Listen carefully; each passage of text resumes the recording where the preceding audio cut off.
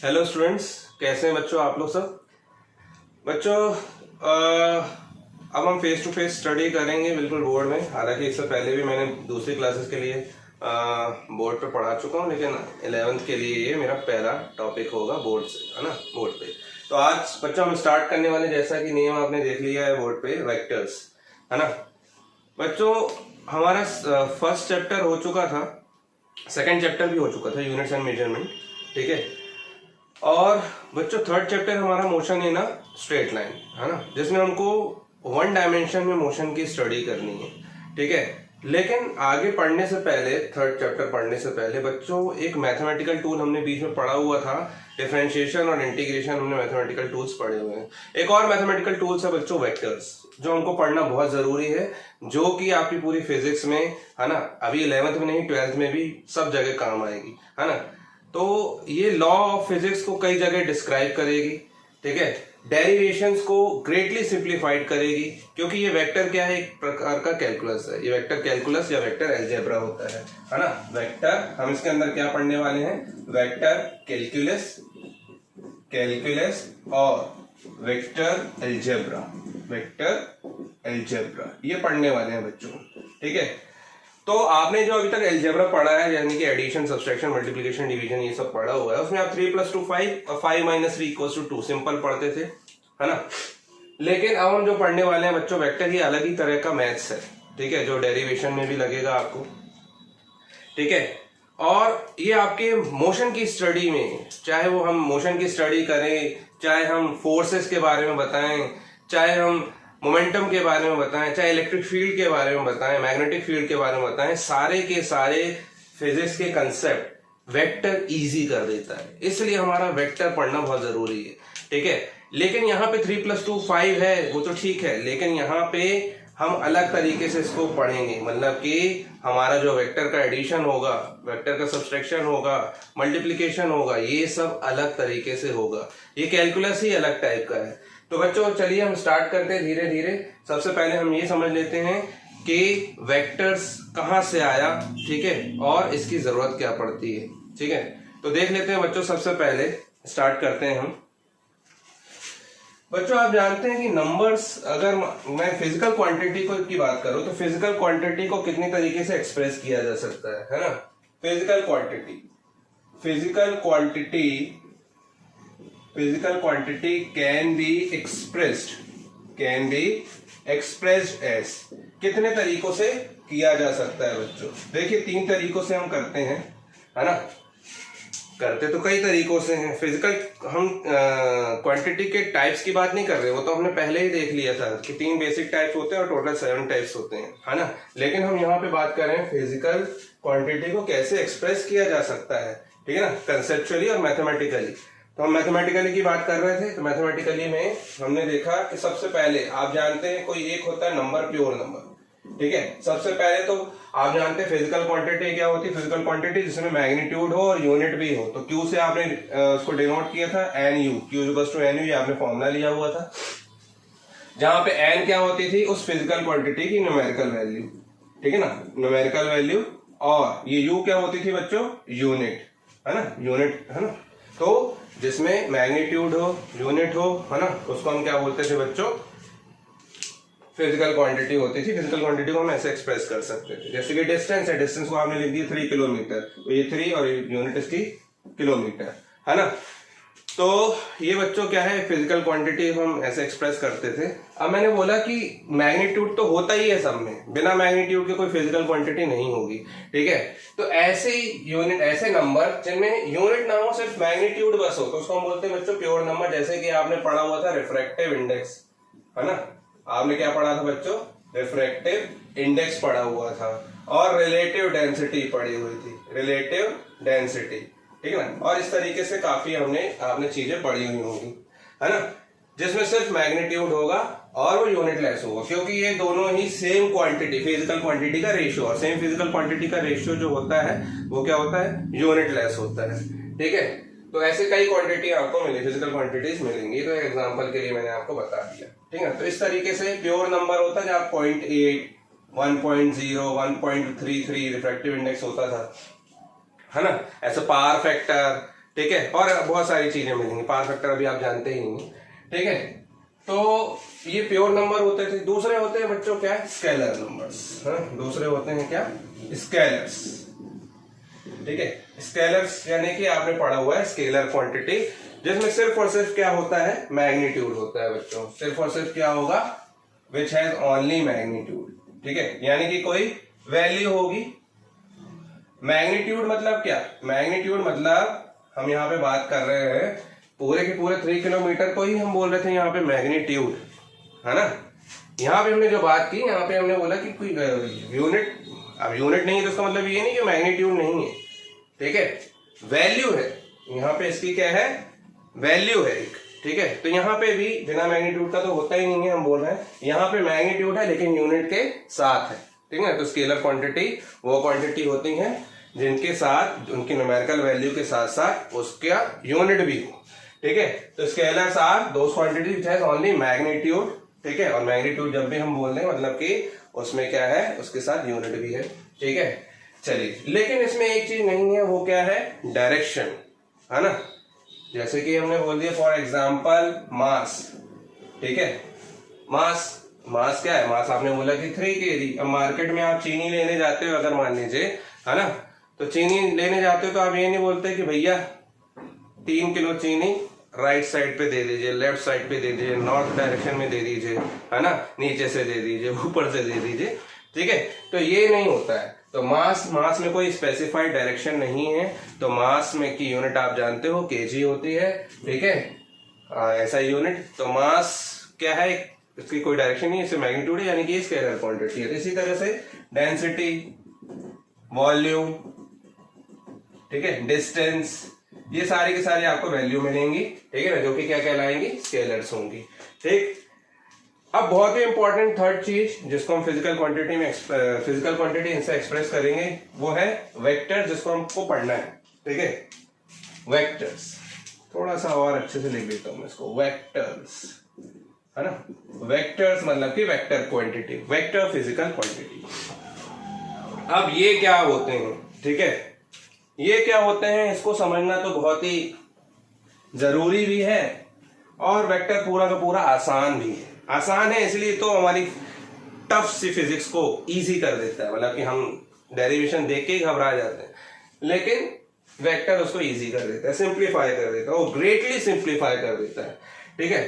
तो vectors which has magnitude as well as direction both, है ना, which has magnitude, which has magnitude, magnitude तो होगा 3 kilometre, 4 kilometre,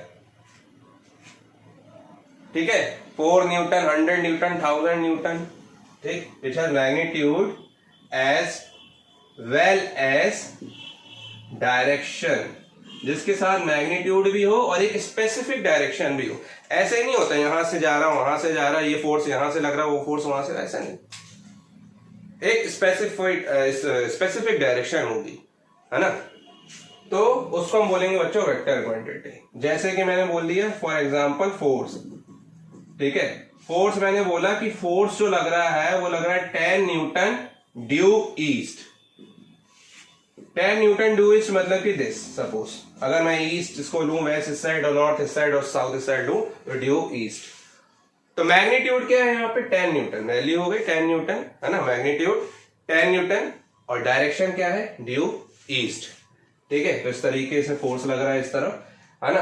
और फिजिकल क्वांटिटी फोर्स के अलावा आपका डिस्प्लेसमेंट, जैसे यहाँ डिस्टेंस था, यहाँ डिस्प्लेसमेंट है, ठीक है। आप डिस्टेंस और डिस्प्लेसमेंट में फर्क जानते हैं, आपने 9th क्लास में तो थोड़ा पढ़ा ही हुआ है कि डिस्टेंस एक स्केलर क्वांटिटी होती थी और डिस्प्लेसमेंट एक physical quantity, sorry vector quantity होती थी, ठीक है ना। तो फोर्स डिस्प्लेसमेंट हो गया, मोमेंटम हो गया, और भी बहुत सारी चीजें हैं। फोर्स डिस्प्ले, वेट हो गया, वेट भी एक फोर्स है हालांकि, ठीक है, यहाँ मास है, यहाँ वेट है, मास और वेट में भी डिफरेंस होता है, ये भी पढ़ा हुआ है आपने, ठीक है बच्चों। तो वेक्टर्स इस तरीके जिसमें डायरेक्शन भी हो और मैग्नीट्यूड भी हो, लेकिन अभी भी अधूरी डेफिनेशन है बच्चों। ये आपने अभी तक जो पढ़ा था वेक्टर्स में कि वेक्टर्स वो फिजिकल क्वांटिटी होती हैं जिसमें मैग्नीट्यूड भी हो एज वेल एज डायरेक्शन भी हो तो वेक्टर्स है। बिल्कुल बहुत सही, आपने सही पढ़ा हुआ है। लेकिन इसके अलावा एक कंडीशन और है इसकी। कंडीशन ये है, कंडीशन ये है बच्चों कि दीज फिजिकल क्वांटिटीज, है ना, physical quantities means vector physical quantities should follow या obey vector law of addition. Vectors law of addition, ठीक है, वेक्टर्स लॉ ऑफ एडिशन को फॉलो करना चाहिए। तब जाके ये क्या होगा, तब जाके हम बोलेंगे कि कौन सी क्वांटिटी है ये फिजिकल वेक्टर क्वांटिटी है जो इसका पालन कर रही है। ठीक है, अब vectors law of addition scalars law of addition की तरह नहीं है, जो आपने बोल दिया कि 5 प्लस 7 जो होता है 12 होता है ना, या 7 - 5 = 2 है। ये स्केलर एडिशन इस तरीके का नहीं, ये वेक्टर में एडिशन अलग ही एडिशन होगा जिसको हम अभी आगे चल के पढ़ने वाले हैं। बात समझ में आ रही है आपको? ठीक है, तो वेक्टर्स लॉ ऑफ एडिशन को ओबे करना चाहिए। ठीक है, तब जाके ये क्या होगी, एक वेक्टर क्वांटिटी होगी। ठीक, इसमें कुछ एक्सेप्शन भी होंगे जो हम पढ़ेंगे, जो आपको लगेगा कि ये तो वेक्टर क्वांटिटी होनी चाहिए लेकिन वो स्केलर क्वांटिटी होगी, लाइक करंट। ठीक है, जैसे हम बात करें करंट, तो आप बोलोगे सर करंट में तो ठीक है, हमने बोल दिया I = 2 एम्पियर, हमने पढ़ा था 2 एम्पियर का करंट है और वो तो ऐसे जा रहा है इस डायरेक्शन में। तो बच्चों यहां पे current vector law of addition को ओबे नहीं करता। ठीक है, इसलिए मैग्नीट्यूड तो है उसका, डायरेक्शन भी है, लेकिन वो वेक्टर लॉ ऑफ एडिशन को ओबे नहीं करता है। जैसे कि सपोज मैंने बोल दिया कि यहां मैंने 2 वायर्स ले ली थी, है ना, सपोज 2 वायर्स ले ली ये ऐसे, ठीक है, ठीक, या ऐसे ले ली, चलिए ऐसे ले लेते हैं सपोज, ये लाइक दिस। मैंने बोल दिया ये 5 एम्पियर है, ये 2 एम्पियर है। आप जानते हैं, आपने पढ़ा हुआ है 10th क्लास में कि इस नोड पे आने के बाद यहाँ पे क्या होगा, इस नोड पे आने के बाद, इस पॉइंट पे आने के बाद दोनों क्या हो जाते हैं, ऐड हो जाते हैं, है ना। तो ऐड हो गए तो 5 एम्पियर 2 एम्पियर कितना हो गया, 7 एम्पियर करंट, ये हो गया। ठीक है ना, जबकि इनकी डायरेक्शन अलग थी, अब एक हो गई। ठीक है, पहले तो अलग थी ना। चलिए या फिर ऐसे समझ लीजिए, आपको थोड़ा सा कंफ्यूजन हो रहा हो कि ये सपोज मैंने बोल दिया 7 एम्पियर का करंट है और अब मैंने इसको ऐसे डिवाइड कर दिया। तो आप जानते हैं पैरेलल में करंट डिवाइड हो जाता है। सपोज मैंने बोल दिया यहाँ 3 एम्पियर चला गया और यहाँ 4 एम्पियर चला गया। तो क्या बच्चों, यहाँ पे करंट जो आप बोल रहे थे 7 एम्पियर जा रहा है, ठीक है, अब वो एक ही डायरेक्शन में, स्पेसिफाइड डायरेक्शन में नहीं, अब वो डिवाइड होके कहाँ चला गया, 3 एम्पियर 4 एम्पियर, वो भी अलग अलग डायरेक्शन में। तो बच्चों करंट जो होती है वो करंट एक एक्सेप्शनल केस है, ऐसी बहुत सारे एक्सेप्शनल केस मिलेंगे आपको। ठीक है, लेकिन जब ये किसी के साथ जुड़ जाते हैं, है ना, किसी वायर के साथ या किसी वेक्टर एलिमेंट के साथ, तो फिर इनको वेक्टर क्वांटिटी कहा जा सकता है। ये हम आगे चल के पढ़ेंगे, आपको बहुत सारी चीजें मिलेंगी। जैसे एरिया ऐसे स्केलर क्वांटिटी होती है ना, लेकिन एरिया वेक्टर एक अलग चीज है। जो एरिया वेक्टर होती है उसको वेक्टर क्वांटिटी बोलते हैं। वो कहाँ लेना है ये अभी हम आगे चल के पढ़ेंगे बच्चों। ठीक है, तो ये था बच्चों वेक्टर्स, आपको समझ में आ गया होगा। ये थर्ड कंडीशन बस याद रखिएगा इसमें। ठीक है, एक होता है स्केलर लॉ ऑफ एडिशन जो कि सिंपल अलजेब्रा होता है, और वेक्टर्स लॉ ऑफ एडिशन जो कि हम अभी आगे चल के पढ़ने वाले हैं। ठीक है, चलिए इसको नोट कीजिए, फिर हम आगे बढ़ते हैं। चलिए बच्चों हम बात करते हैं क्या, जियोमेट्रिकल रिप्रेजेंटेशन ऑफ वेक्टर, है ना, जियोमेट्रिकल रिप्रेजेंटेशन ऑफ वेक्टर या फिर graphical representation of vector. Vector को कैसे ग्राफिकली रिप्रेजेंट करते हैं वो हम देखने वाले हैं, उसका नोटेशन क्या है वो हम देखने वाले हैं बच्चों। तो देखिए बच्चों, यहाँ पे सपोज मैंने बोला कि वेक्टर को, किसी वेक्टर, कोई भी वेक्टर है, वेलोसिटी वेक्टर है, वेलोसिटी भी एक वेक्टर क्वांटिटी होती है, acceleration, these are vector quantities, क्योंकि इनमें डायरेक्शन भी होता है ना। तो वेलोसिटी वेक्टर को सपोज मुझे रिप्रेजेंट करना है ना। तो रिप्रेजेंट कैसे करते हैं बच्चों, सबसे पहले हम लाइन खींचते हैं ग्राफिकली, ठीक है, और उसमें एक एरो दे देते हैं।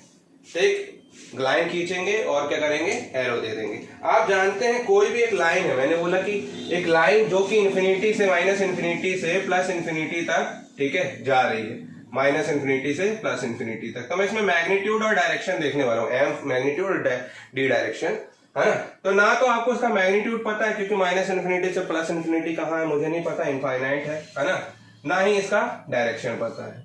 लेकिन अगर सपोज मैंने बोल दिया कि इस इंफिनिटी पॉइंट पे कहीं एक पॉइंट से दूसरे पॉइंट तक ए से बी एक लाइन सेगमेंट है, क्या है, लाइन सेगमेंट, ठीक है ना, ए से बी एक लेंथ ले ली आपने, पर्टिकुलर फाइनाइट लेंथ ले ली, तो हम इसमें आप क्या बोलते हैं, लाइन सेगमेंट। और ये लाइन सेगमेंट में मैग्नीट्यूड तो है ही, है ना इसकी, क्योंकि लाइन सेगमेंट की कुछ ना कुछ वैल्यू होती है फाइनाइट, और डायरेक्शन लेकिन अभी भी नहीं है। तो ये क्या हो गई बच्चों, स्केलर क्वांटिटी। ये तो कुछ था ही नहीं, ये तो आपका है ना, ये क्या हो गई, स्केलर क्वांटिटी।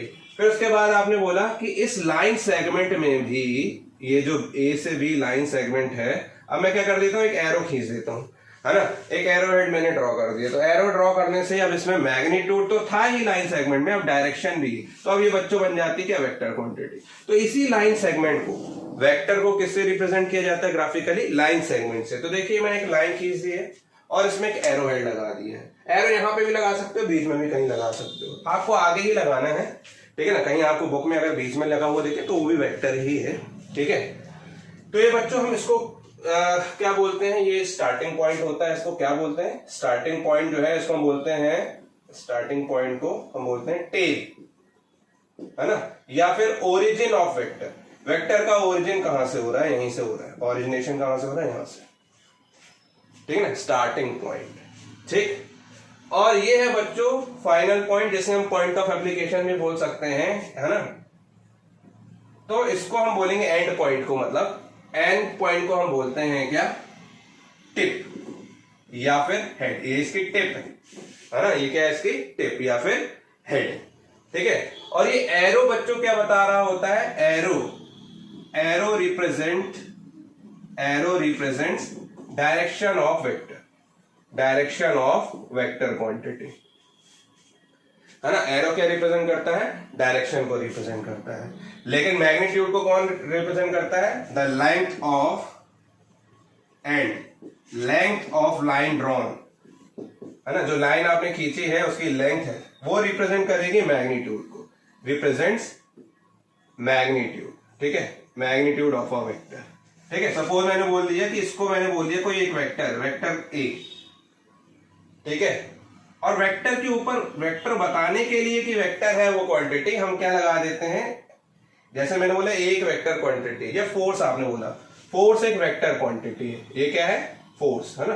फोर्स को रिप्रेजेंट करना है मुझे, तो फोर्स को अभी तक एफ लिख देते थे आप, लेकिन अब एफ नहीं, अगर वेक्टर क्वांटिटी है उसमें आप डायरेक्शन भी बता रहे हो तो आप उसके साथ ऊपर क्या लगाते हो, एरो। वेक्टर को रिप्रेजेंट करने, वेक्टर क्वांटिटी को रिप्रेजेंट करने के लिए हम एक उसका जो सिंबल होगा उस वेक्टर क्वांटिटी, फिजिकल क्वांटिटी का, उसके ऊपर हमें क्या करना है, एक एरो लगाना है, वो भी राइट वर्ड्स, ऐसे नहीं, इस तरफ नहीं लगा सकते कि आपने बोला कि इस तरफ डायरेक्शन है तो आपने इस तरफ लगा दी, नहीं।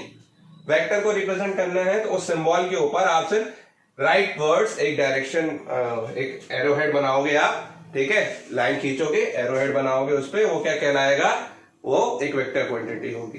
तो मैंने यहाँ पे बोल दिया एक फिजिकल क्वांटिटी है, वेक्टर क्वांटिटी है, ठीक है, ये इसकी लेंथ इतनी है, और मैंने बोल दिया ये भी है।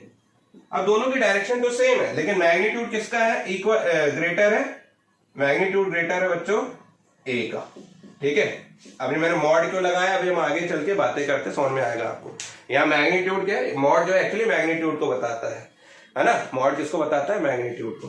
तो बी जो है ग्रेटर देन ए है, बात समझ में आ रही। ऑपोजिट डायरेक्शन में भी होता, मैंने बोलिए अगर मान लीजिए ये कुछ ऐसा है, ये सी है ना, वेक्टर सी, तो ऑपोजिट डायरेक्शन में, तो ऑपोजिट डायरेक्शन में तो भी मैग्नीट्यूड किसका, सी का ज्यादा है, यहाँ पे आपको देख पा रहे होगे तो, ठीक है, डायरेक्शन अलग हो गई और मैग्नीट्यूड भी बड़ा हो गया है, ठीक है, बात समझ में आ रही है। चलिए अब हम देखेंगे, बहुत सारी चीजें हमको अभी देखनी है, ठीक। तो हमको कैसे रिप्रेजेंट करना है बच्चों, एरो हेड से, जिसमें एक लेंथ होगी, लेंथ को मैग्नीट्यूड पे और डायरेक्शन के लिए एरो हेड लगाया हुआ है हमने, ठीक है बच्चों। चलिए नोट कीजिए जल्दी से, फिर आगे हम बात करते हैं।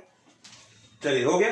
देखिए बच्चों अब हम बात करते हैं, कुछ ऐसी बातें हैं जो वेक्टर में आपके काम आएंगी और आपको याद रखनी है ना। सबसे पहले तो हम बात करते हैं कि वेक्टर को हम कैसे शिफ्ट कर सकते हैं, है ना, क्योंकि वेक्टर जो है, हम यहाँ पे मोशन की स्टडी कर रहे हैं, है ना। तो मोशन की स्टडी में वेक्टर को हमको कैसे शिफ्ट करना है, ट्रांसलेशन, दो तरीके के हमारे जो हम पढ़ेंगे मोशन को, कि एक ट्रांसलेटरी मोशन होता है, एक रोटेटरी मोशन होता है है ना। ऑसिलेटरी वाइब्रेटरी मोशन भी होता है, कई तरीके के मोशन पढ़ने वाले हैं हालांकि, है ना। लेकिन ट्रांसलेटरी और रोटेटरी मोशन, ट्रांसलेटरी मतलब जो रेक्टिलिनियर मोशन होता है, एक ही लाइन में मोशन कर रहा है, तो उसके लिए ट्रांसलेटरी मोशन के लिए कैसे शिफ्ट किया जा सकता है वेक्टर को, और रोटेटरी के लिए कैसे शिफ्ट किया जा सकता है। वेक्टर हमेशा ध्यान रखिएगा एक्ट करता है, वेक्टर क्या करेगा यहाँ पे, एक्ट करेगा। तो सपोज मैंने बोल दिया कि कोई वेलोसिटी वेक्टर या फोर्स वेक्टर एक्ट कर रहा है, ठीक है। तो सबसे पहले हम बात करते हैं ट्रांसलेशन ऑफ अ वेक्टर।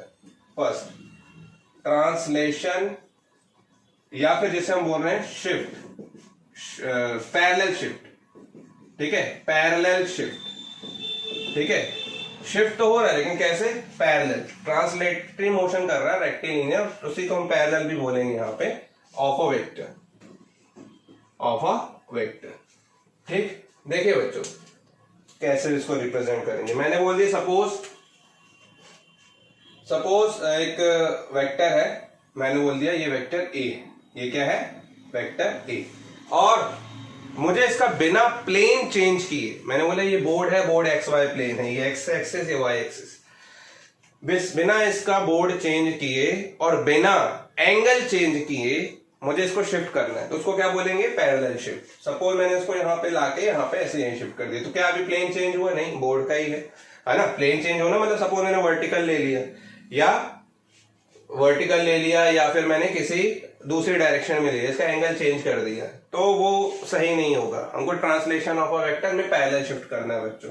तो हम ऐसे पैरेलल उसको शिफ्ट कर सकते हैं, अगर जहां हमको कन्वीनियंट लगेगा, हम एडिशन कर रहे होंगे, सब्सट्रैक्शन कर रहे होंगे, ठीक है ना, दो वेक्टर्स का, तब हमको ऐसा करना पड़ेगा। अभी हम आगे चल के देखेंगे। तो अभी सिर्फ आपको कुछ बातें याद रखनी, वो याद रखिए। ऐसे अगर मान लीजिए कोई सी एंगल पे बना हुआ है वेक्टर ए, और मुझे इसको शिफ्ट करना है, तो बिना एंगल में चेंज किए, प्लेन में चेंज किए, मैं इसको शिफ्ट कर रहा हूं ऐसे। सपोज मैंने यहां शिफ्ट कर दिया, तो एंगल जैसा था एंगल वैसे ही रहेगा बच्चों। मैंने बोला सपोज इसमें 30 डिग्री एंगल था, है ना, इस किसी सरफेस के साथ, ठीक है, या फिर एक्स वाई प्लेन में 30 डिग्री एंगल था एक्स एक्सिस के साथ, तो 30 डिग्री ही होगा वो, ठीक है ना, यहाँ पे भी, ठीक। तो ये आपका वेक्टर ए, ना इसके मैग्नीट्यूड में कोई चेंज आएगा, ना ही डायरेक्शन में। डायरेक्शन कौन बता रहा है, एंगल, एंगल ही तो डायरेक्शन बताता है, एंगल चेंज होता जाएगा, डायरेक्शन चेंज होता जाएगा, ठीक है। तो ये था बच्चों parallel shift of a vector. Second होता है क्या बच्चों, सेकंड होता है rotational shift of a vector, ठीक है, rotation shift of a vector, rotation shift मतलब कि अब एंगल, अब जो वेक्टर है आपका जो एक्ट कर रहा है एक्स वाई प्लेन पे या वाई जेड प्लेन पे, वो कैसा होगा, शिफ्ट तो हो रहा है लेकिन कैसे, रोटेटरी शिफ्ट, मतलब कि रोटेशन ले रहा है, लाइक दिस, ठीक है। तो सपोज मैंने बोला कि ये वेक्टर ए था, ये वेक्टर ए, और ये कैसे शिफ्ट हो रहा है, सपोज ऐसे एंटी क्लॉकवाइज। अगर एंटी क्लॉकवाइज शिफ्ट हो रहा है, एक चीज और मैं इसमें आपको मेंशन कर दूं, इसमें translation parallel shift of a vector में ना ही मैग्नीट्यूड चेंज हो रहा है, ना ही डायरेक्शन, है ना। मैग्नीट्यूड डज नॉट चेंज,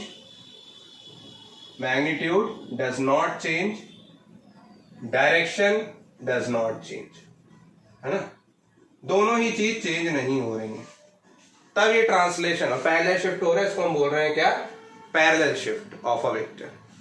लेकिन यहां पे हम rotation shift of a vector की बात करें तो मैग्नीट्यूड तो अभी भी चेंज नहीं होगा, मैग्नीट्यूड डज नॉट चेंज, ठीक है, जो मैग्नीट्यूड था वो ही रहेगा, लेकिन डायरेक्शन तो चेंज होती जा रही है, रोटेशन होता जा रहा है तो डायरेक्शन तो चेंज होती जा रही है। आप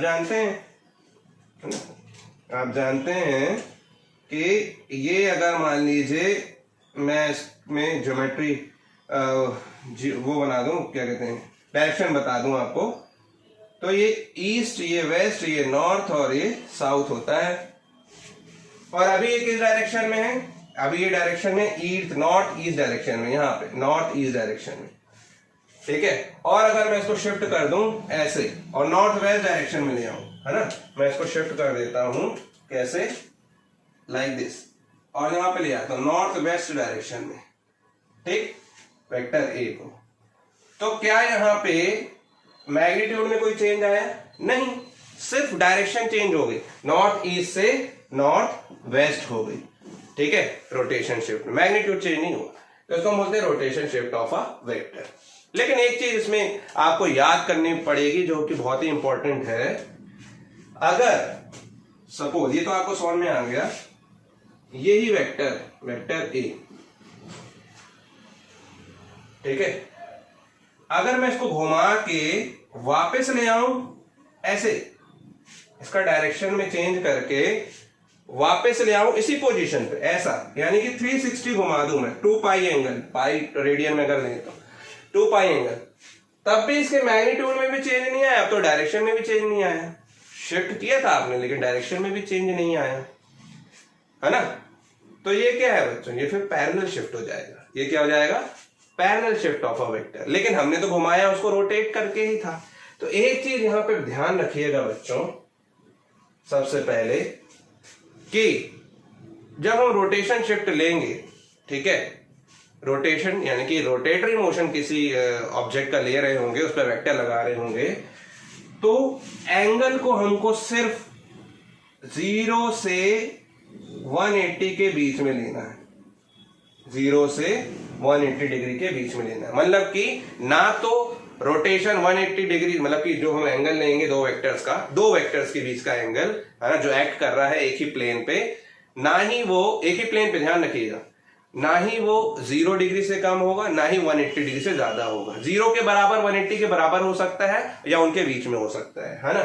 तो इस चीज का ध्यान रखिए, कभी भी ज्यादा नहीं होता 180 से, और 0 से कम नहीं होता, ठीक है। तो सपोज मैंने बोला कि अगर इसको मैं रब कर रहा हूं, अगर मैंने बोला कि इसको मैं घुमा के, अब ठीक है ना, इस वेक्टर को घुमा के कुछ यहां ले आऊं, मतलब ऐसे घुमाने के बाद मैं यहां ले आऊं ऐसे, ये वेक्टर ये था और ये वेक्टर, तो मैग्नीट्यूड अभी भी चेंज नहीं हुआ, ठीक है। लेकिन एंगल देखूं अगर मैं, और ये एंगल मैं ले लूं ये 30, तो पूरा 360 होता है, 360 माइनस 30 यानी कि 330 डिग्री, तो 330 डिग्री एंगल नहीं होता है, 180 से ज्यादा हो गया। तो हम इसमें क्या होता है, स्मॉलर एंगल हमको लेना पड़ेगा। तो स्मॉलर एंगल, ये याद कर लीजिए आप, smaller angle can be is only consider, ये रिफ्लेक्स एंगल नहीं, ये जो एक्यूट एंगल है वो कंसीडर करना पड़ेगा। ये एंगल नहीं लोगे आप, ये एंगल लोगे जो 0 से 180 डिग्री के बीच में लाई कर रहा है। बात समझ में आ रही है आपको, ठीक है।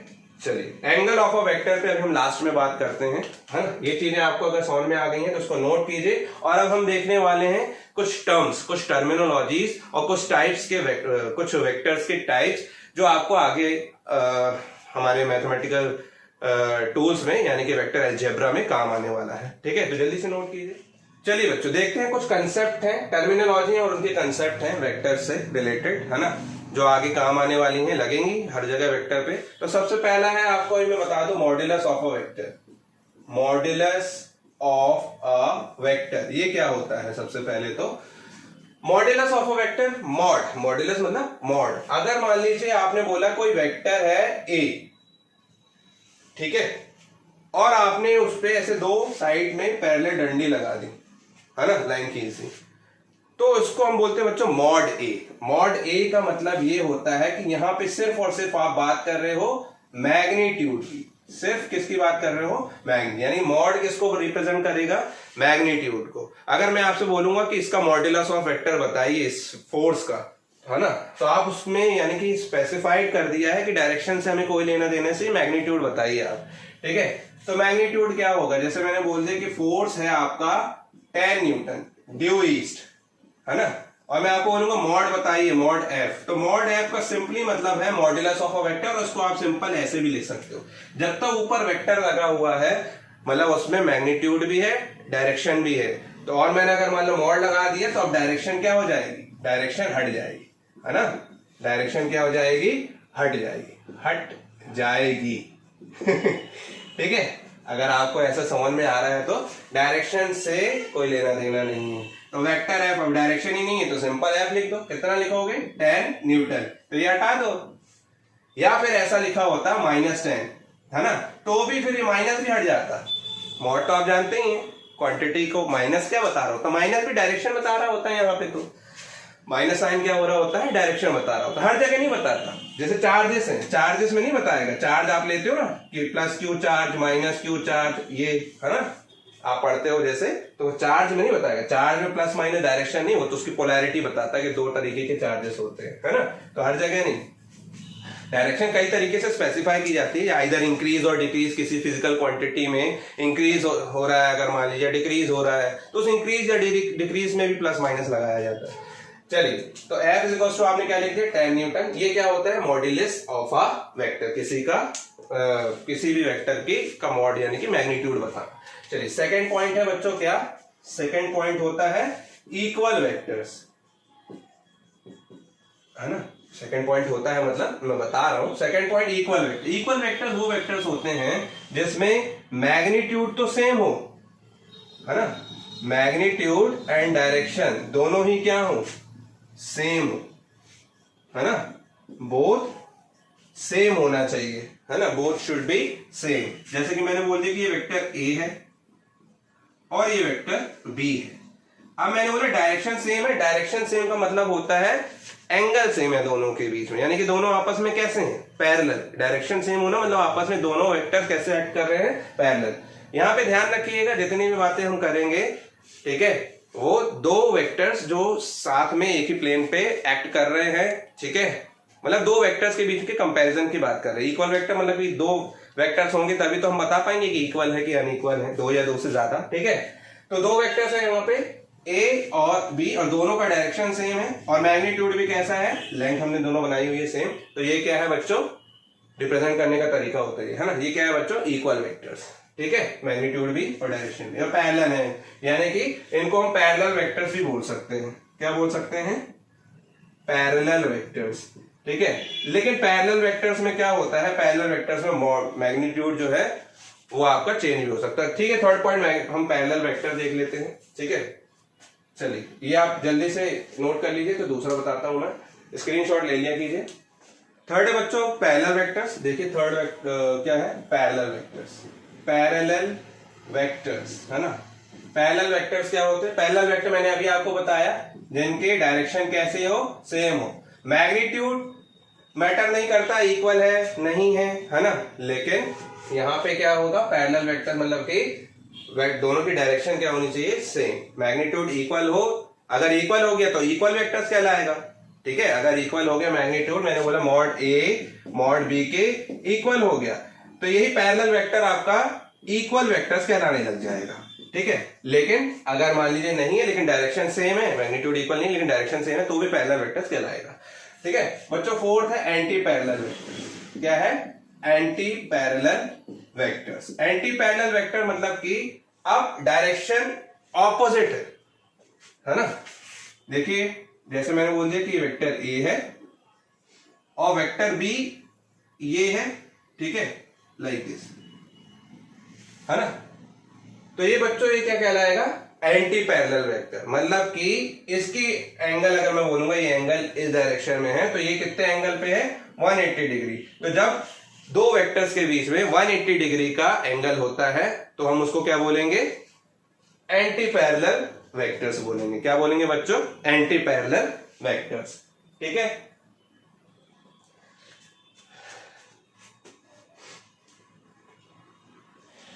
ठीक है, चलिए अब हम बात करते हैं किसकी, फिफ्थ पॉइंट, नेगेटिव वेक्टर्स की, है ना। हम किसकी बात करते हैं, नेगेटिव वेक्टर्स की, है ना। नेगेटिव वेक्टर, नेगेटिव वेक्टर क्या होता है बच्चों, सपोज मैंने बोल दिया कि एक वेक्टर ए है इस डायरेक्शन में, ठीक है, और इसी का अगर मान लीजिए ऑपोजिट वेक्टर में मैग्नीट्यूड में तो सेम हो, मैग्नीट्यूड में मतलब कैसा हो, सेम, लेकिन डायरेक्शन में ऑपोजिट हो, ठीक है। मैग्नीट्यूड तो सेम हो, ठीक है, बट डायरेक्शन कैसी हो, ऑपोजिट। और ऑपोजिट का मतलब ये नहीं होता कि ये ऐसे जा रहा है तो ये ऐसे ऐसे कहीं पे भी जाए। ऑपोजिट का मतलब होता है एग्जैक्टली जीरो का जैसे 180 डिग्री 90 का 270 होता है ना, एग्जैक्टली उसके ऑपोजिट। यानी कि ये अगर वेक्टर ए है, ठीक है, तो इसका ऑपोजिट वेक्टर ए ये होना चाहिए। और अगर मान लीजिए मैं इस डायरेक्शन को पॉजिटिव ले रहा हूं तो इस डायरेक्शन को क्या मैं लूंगा, नेगेटिव, तो इसको बोलेंगे बच्चों नेगेटिव वेक्टर। देखिए वेक्टर ए यहाँ पे लिखा हुआ, मैग्नीट्यूड सेम है, डायरेक्शन ऑपोजिट होने की वजह से इसको मैं क्या बोल रहा हूँ, माइनस साइन लगा दिया, मतलब ये क्या है, नेगेटिव वेक्टर्स। बात समझ में आ रही, जिसमें इक्वल इन मैग्नीट्यूड हो, जो जो दो वेक्टर्स इक्वल इन मैग्नीट्यूड हो बट ऑपोजिट इन डायरेक्शन हो तो वो दो वेक्टर्स आपस में क्या कहलाएंगे, नेगेटिव। मतलब इसका नेगेटिव वेक्टर या रिवर्सल वो क्या कहलाएगा, नेगेटिव वेक्टर। तो बच्चों ये एंटी पैरेलल वेक्टर भी है आपका एक, है ना। जैसे पैरेलल वेक्टर इक्वल वेक्टर के इक्वल होता है, ऐसे यहाँ पे आपका नेगेटिव वेक्टर जो है वो एंटी पैरेलल वेक्टर के इक्वल है। तो ये नेगेटिव वेक्टर यहाँ पे एंटी पैरेलल है। कोई जरूरी नहीं है कि अगर मान लीजिए इसमें मैं डायरेक्शन, अगर मान लीजिए मैं इसका मैग्नीट्यूड चेंज कर दूं, है ना, तो वो एंटी पैरेलल कहलाए, नहीं सॉरी नेगेटिव वेक्टर कहलाए, नहीं। नेगेटिव वेक्टर कंडीशन ही है कि मैग्नीट्यूड सेम और डायरेक्शन ऑपोजिट होने चाहिए। ठीक है, तो बच्चों ये समझ में आ गए। चलिए नोट कीजिए जल्दी से। 6 है बच्चों क्या, को इनिशियल वेक्टर, को इनिशियल वेक्टर। ठीक है, को इनिशियल वेक्टर क्या होता है? को इनिशियल वेक्टर मतलब कि कोई भी दो ऐसे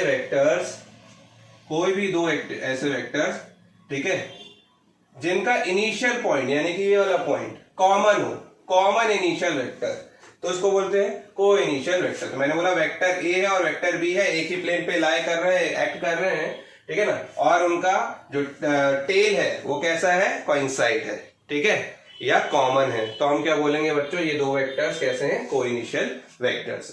क्लियर है। 7th है बच्चों कोलीनियर वेक्टर्स। कोलीनियर वेक्टर्स बच्चों, कोलीनियर वेक्टर्स में हमने अभी बात की, जो पैरेलल वेक्टर्स हैं और एंटी पैरेलल वेक्टर्स, उन्हीं को कोलीनियर वेक्टर भी बोलते हैं। मतलब कि ये वेक्टर ए है और ये वेक्टर बी है, एक ही प्लेन पे एक ही डायरेक्शन पे लाई कर रहे हैं, एक्ट कर रहे हैं, या फिर ये वेक्टर ए है और ये वेक्टर बी है, सपोज ये छोटा कर दो यहाँ पे, ठीक है ना, और एंटी पैरेलल है, ये पैरेलल वेक्टर एंटी पैरेलल, या फिर ये ऐसे भी हम बना सकते हैं, ये वेक्टर ए है और ये वेक्टर बी है, ठीक है, वेक्टर बी है ना, एक के पीछे ऐसे, एक के पीछे एक ये एक्ट कर रहे हैं, तो भी ये क्या कहलाएंगे बच्चों, कोलीनियर, एक ही लाइन में, या फिर पैरेलल या फिर एंटी, यानी कि पैरेलल वेक्टर्स और एंटी पैरेलल वेक्टर्स को ही हम क्या बोलते हैं, कोलीनियर वेक्टर्स बोलते हैं बच्चों।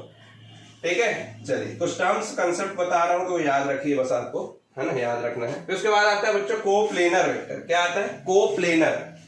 कोप्लेनर से अब आप समझ गए होंगे, कोप्लेनर वेक्टर्स, ठीक है, कोप्लेनर वेक्टर्स मतलब कि जो एक ही प्लेन पे लाई कर रहे होंगे, है ना, एक ही प्लेन पे वेक्टर्स एक्ट कर रहे होंगे। तो 2-3 ले लेते, कई एक्ट कर सकते हैं, प्लेन है पूरा का पूरा बोर्ड है, मतलब कि सपोज दिस, ये दिस, है ना, दिस, ये एक ही प्लेन पे लाई कर रहे हैं, ठीक। जैसे कि अगर मैंने यहां बना दिया ऐसे करके, ये एक ही प्लेन पे लाई कर रहे हैं, ये लाइक दिस, ठीक है, vector A, vector B, vector C, ठीक है, कॉमन प्लेन है, मैंने बोला ये एक्स वाई प्लेन था, है ना, और ये जेड है, ये एक्स जेड प्लेन है, ये वाई जेड प्लेन है आपका पूरा। तो यहाँ पे एक्स वाई प्लेन पे एक्ट कर रहे हैं तीनों के तीनों, तो ये क्या है, कोप्लेनर वेक्टर्स हो गए। ठीक है, चलिए बात करते हैं नॉन कोप्लेनर वेक्टर्स की। नोट कीजिए जल्दी से, चलिए बात करते हैं नॉन कोप्लेनर वेक्टर्स की, है ना। 9th पॉइंट 10th पॉइंट में भूल गया, देख लीजिएगा आप कौन सा है ना, non coplanar vectors. Non coplanar vector नाम समझ में आ रहा होगा, जिनके वो वेक्टर जिनके प्लेन कॉमन नहीं है ना। सपोज मैंने ये बना दिया, ये एक्स वाई प्लेन हो गया और ये एक्स वाई, ये जेड एक्सेस हो गई, तो एक्स वाई जेड, ये वाला एक्स जेड प्लेन हो गया, ये वाई जेड, और ये वाला कौन सा प्लेन हो गया, ये एक्स जेड प्लेन हो गया, ये एक्स वाई प्लेन, और ये वाई जेड प्लेन हो गया। मैंने बोला एक वेक्टर यहाँ पे एक्ट कर रहा था, वेक्टर ए, है ना, ऐसे सपोज, ठीक है, और एक वेक्टर यहां कहीं एक्ट कर रहा है, तो ये दो वेक्टर्स आपस में कैसे हैं, नॉन कोप्लेनर, है ना, आपस में ही बात करना है ना हमको। तो दो वेक्टर्स कैसे हैं, एक का प्लेन अलग है, एक का प्लेन अलग है, तो ये दोनों वेक्टर्स कैसे हैं, नॉन कोप्लेनर वेक्टर्स है। ठीक है बच्चों, चलिए इसके बाद आते हैं बच्चों क्या, 10th, मैंने बोल दिया 10th नंबर है ये। इसके बाद है बच्चों क्या, इसके बाद है इसके बाद हम बात करते हैं पोलर वेक्टर्स की। ठीक है ना, पोलर वेक्टर्स। पोलर वेक्टर्स बच्चों वो वेक्टर्स होते हैं जिनका स्टार्टिंग पॉइंट या फिर कोई पॉइंट ऑफ एप्लीकेशन हो, या तो एक स्टार्टिंग पॉइंट हो या फिर क्या हो, एक पॉइंट ऑफ एप्लीकेशन हो, जो कि फाइनाइट हो, है ना, फिक्स हो।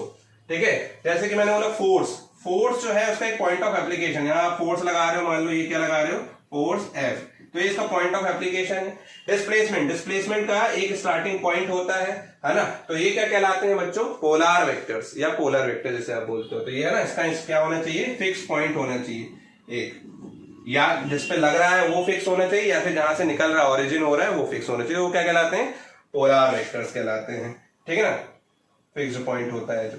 तो इसके बाद आता है बच्चों क्या, इसके बाद आता है axial vectors. Axial vectors, axial vectors मतलब कि सपोज मैंने बोला ये कहां पे होता है, सबसे पहले सर्कुलर मोशन में होता है। जब सपोज एक पार्टिकल है या ऑब्जेक्ट है वो सर्कुलर मोशन कर रहा है लाइक दिस, ठीक है ना, किसी प्लेन पे, ये प्लेन ले लिया आपने, सपोज ये प्लेन हो गया, ठीक है, x y plane. X y plane पे कैसे एक्ट कर रहा है वो, एक्स वाई प्लेन पे एंटी क्लॉकवाइज रोटेट हो रहा है। ये सबसे पहले किसको बताता है, रोटेशन को बताता है। रोटेशन और ट्रांसलेशन हालांकि दोनों को बताएगा। यहाँ पे देखिए रोटेशन और ट्रांसलेशन कैसे हो रहा है। Rotation anti clockwise, anti clockwise है ना, एंटी क्लॉकवाइज है। तो एंटी क्लॉकवाइज रोटेशन में आप जानते हैं राइट हैंड डायरेक्शन कैसे निकालते हैं, राइट हैंड स्क्रू रूल से, राइट हैंड स्क्रू रूल, ठीक है, या मैक्सवेल रूल भी बोलते हैं। राइट हैंड स्क्रू रूल से हम क्या करते हैं, राइट हैंड लेते हैं, राइट हैंड लेंगे और जिस डायरेक्शन में पार्टिकल मोशन कर रहा है सर्कुलर मोशन, उस पे ये फोल्डेड फिंगर्स रख देंगे और ये मतलब कि थंब की डायरेक्शन में क्या करेंगे, हम एक्सियल वेक्टर्स लेंगे जो एक्सिस ऑफ रोटेशन को बताएगा। मतलब एक्सिस ऐसे रोटेट हो रही है, इसको हम बोलेंगे क्या, एक्सिस ऑफ रोटेशन, है ना, एक्सिस ऑफ रोटेशन, ठीक है। तो ये एक्सिस ऑफ रोटेशन है ना, और ये सर्कुलर मोशन हो रहा है। तो इस पे हम आगे चल के सर्कुलर मोशन में बहुत सारी चीजें पढ़ेंगे जो अभी आपको नहीं पता है। हम पढ़ेंगे क्या, हम पढ़ेंगे एंगुलर डिस्प्लेसमेंट पढ़ेंगे, है ना, angular displacement, angular velocity, angular acceleration, ठीक है, वो पढ़ेंगे। ये सब हम रोटेशन वाले चैप्टर में पढ़ेंगे। उसके कुछ पैरामीटर्स होते हैं, जैसे डिस्प्लेसमेंट होता है ना, तो वहां पे हम एंगुलर डिस्प्लेसमेंट पढ़ेंगे, ठीक है। ये वेरिएबल्स हैं वहां के रोटेशन वाले चैप्टर में हम जब रोटेशन की स्टडी करेंगे तो वहां के वेरिएबल्स होंगे, ठीक है ना। एंगुलर डिस्प्लेसमेंट, यहाँ वेलोसिटी बोल रहे तो वहां पे एंगुलर वेलोसिटी, यहाँ एक्सेलरेशन बोलते हैं तो वहां पे एंगुलर एक्सेलरेशन, जो कि कहां पे एक्ट कर रहे होंगे, इस एक्सियल पे, इस एक्सिस पे, ठीक है, ऊपर नीचे। अगर मान लीजिए मैं एंटी क्लॉकवाइज से घुमा रहा हूं तो ये ऊपर की तरफ जा रहा है डायरेक्शन, है ना, तो इसको हम क्या बोलेंगे, एक्सियल वेक्टर्स। तो क्लॉकवाइज घुमा रहे होंगे तो राइट हैंड स्क्रू रूल से, क्लॉक है ना, आप स्क्रू घुमाते हैं तो डाउनवर्ड जाता है ना, तो क्लॉकवाइज घुमाएंगे तो इसी की डायरेक्शन नीचे होगी, है ना। लेकिन इसमें कहीं पे भी कोई पॉइंट फिक्स नहीं है ना, इस पे वेक्टर का कोई भी पॉइंट फिक्स नहीं है, ठीक है, ये एक्सियल वेक्टर है। जबकि पोलर वेक्टर में एक फिक्स पॉइंट होता है, ठीक है। चलिए अब इसके बाद बहुत ही इंपॉर्टेंट पॉइंट आ रहा है, लास्ट पॉइंट है बच्चों, हम देख लेते हैं यूनिट वेक्टर्स। इसको नोट कीजिए, मैं फिर उसके बारे में बताने वाला हूं। तो देखते हैं बच्चों, बहुत ही इंपॉर्टेंट यूनिट वेक्टर जो आपको पढ़ना ही है।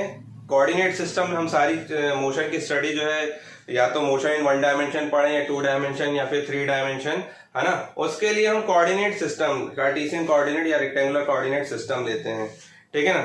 तो वहां पे हमको डायरेक्शन बतानी रहती है। तो वहां पे डायरेक्शन बताने के लिए, ठीक है, एक स्पेसिफिक कुछ सिंबल्स यूज करने हैं, ठीक है। हम उसको यहाँ पे बोल रहे हैं क्या, यूनिट वेक्टर्स। क्या बोल रहे हैं बच्चों, यूनिट वेक्टर्स, है ना, यूनिट वेक्टर्स।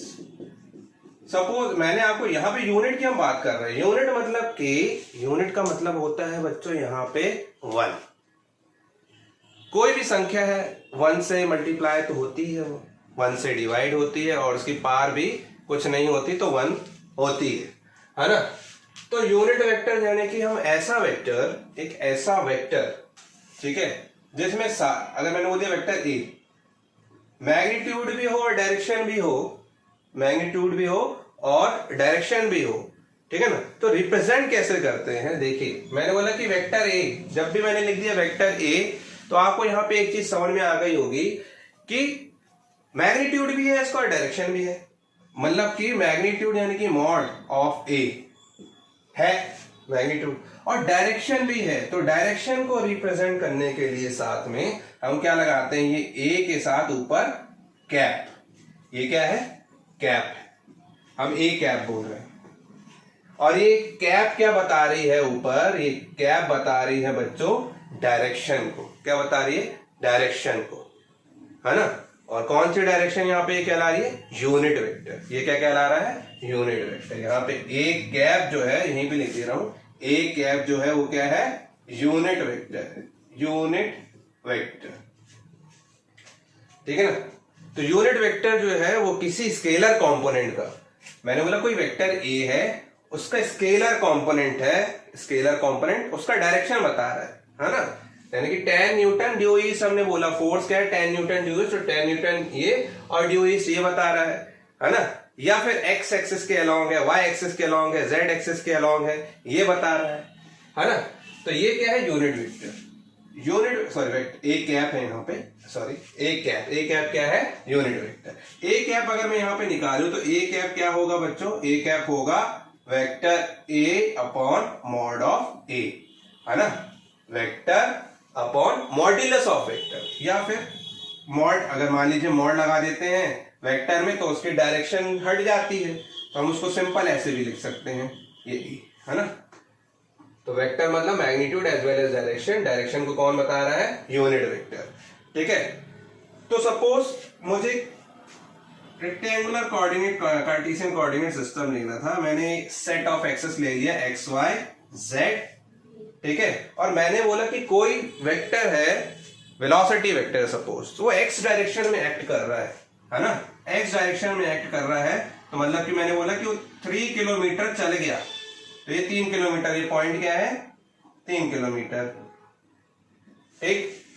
लेकिन अब मैं बोलूंगा मैंने कार्टेशियन के लिए, कार्टेशियन कोऑर्डिनेट में इसको एक्स एक्सिस पे बनाया हुआ है, ठीक है, या वाई पे बनाता या जेड पे बनाता, है ना, और मुझे वेक्टर क्वांटिटी लेनी है, तो मैं एक स्पेसिफिक डायरेक्शन यहाँ पे, स्पेसिफिक सिंबल, ठीक है ना, नोटेशन जिसे हम बोल रहे हैं, वो यहां पे लगाऊंगा एक्स के लिए आई कैप, वाई के लिए जे कैप और जेड के लिए के कैप। ये बच्चों स्टैंडर्ड है, ये आपकी पूरी फिजिक्स में जब तक आप पढ़ोगे।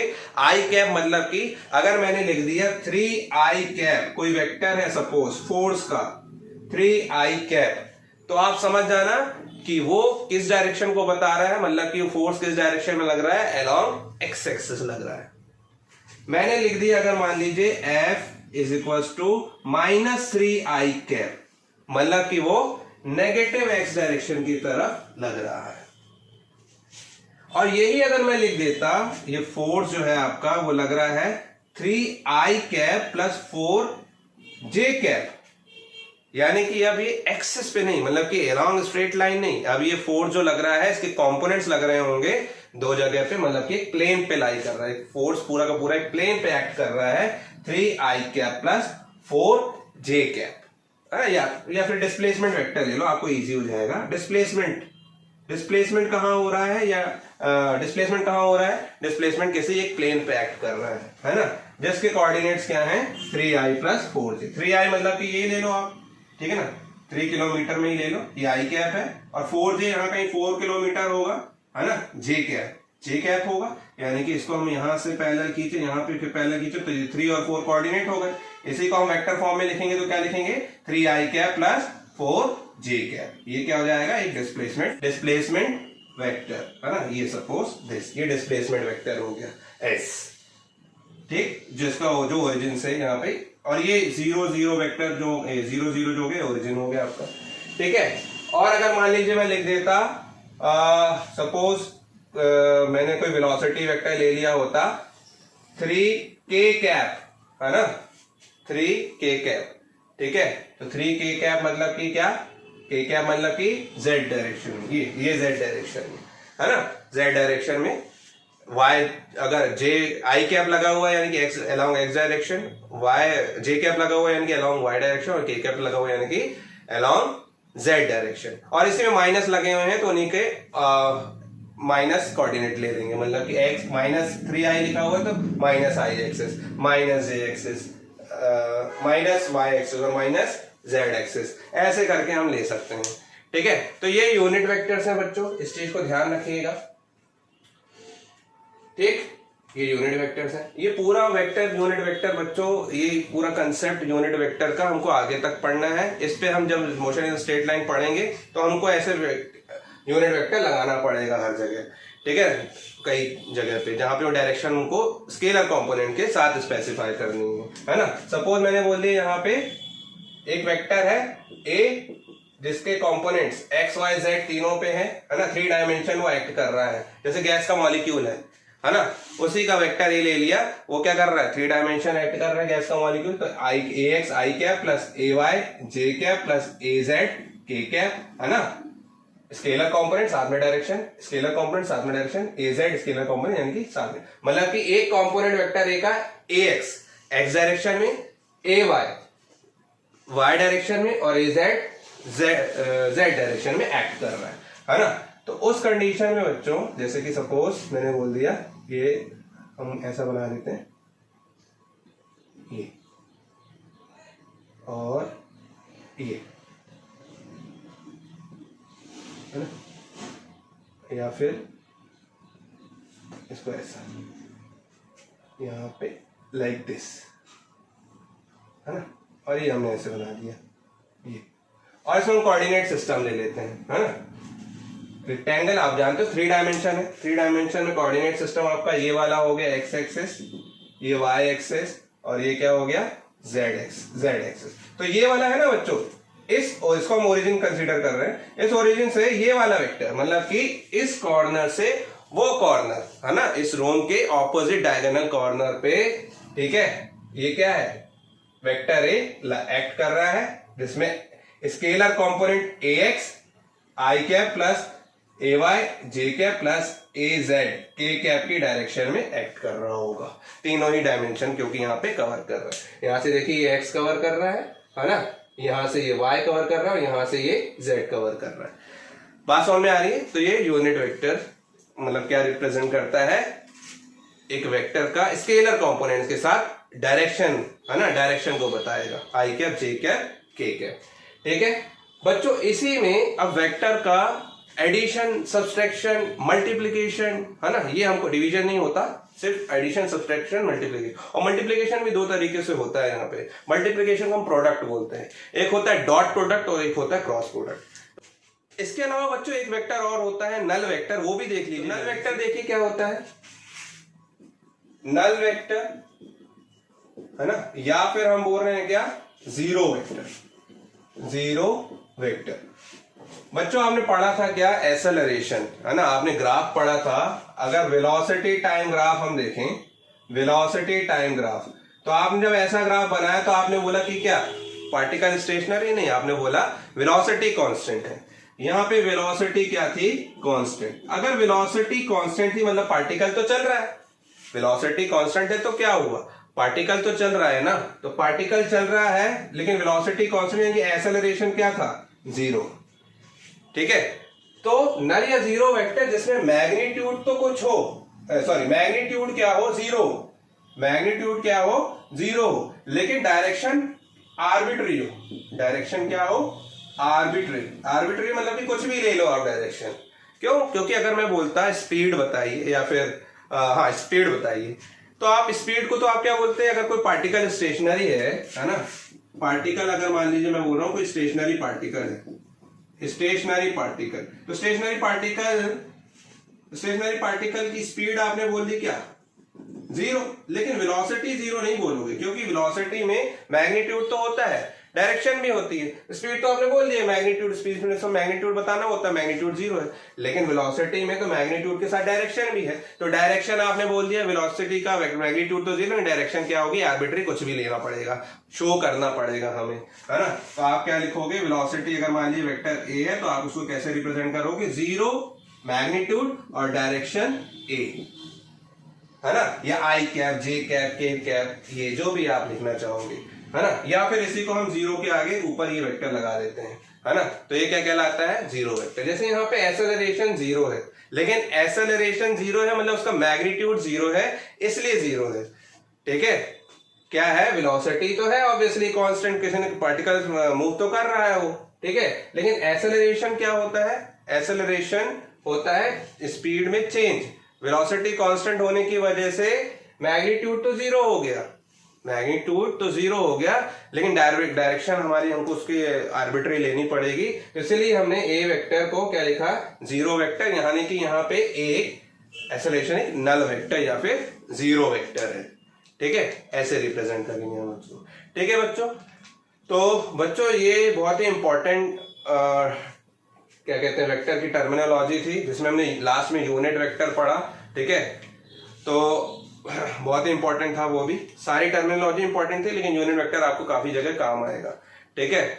और system of particle and rotational motion वाले चैप्टर में हम क्रॉस प्रोडक्ट पढ़ेंगे और dot product, work and energy में हम डॉट प्रोडक्ट पढ़ेंगे, मतलब कि दो वेक्टर्स का मल्टीप्लीकेशन पढ़ेंगे, जो डॉट प्रोडक्ट होता है और क्रॉस प्रोडक्ट होता है, ठीक है। तो वो वाले चैप्टर में पढ़ने से पहले ही हम यहीं पे हम उसको क्या कर देंगे, खत्म कर देंगे, ताकि वहां पे सिर्फ हम उस चैप्टर के कंटेंट पढ़ सकें, ठीक है। तो यहीं पे हम वेक्टर को एक साथ पढ़ना, एक साथ वेक्टर के साथ साथ फ्लो में हम उसको पढ़ के खत्म कर देंगे, ठीक है बच्चों। और उसके साथ हम खूब सारे न्यूमेरिकल भी करेंगे, ठीक। तो और इसके बाद नेक्स्ट वीडियो में हम बच्चों एडिशन सब्सट्रैक्शन देखने वाले हैं, ठीक है। तो बच्चों आज के लिए इतना ही, अच्छे से स्टडी कीजिए, ठीक है। Thank you.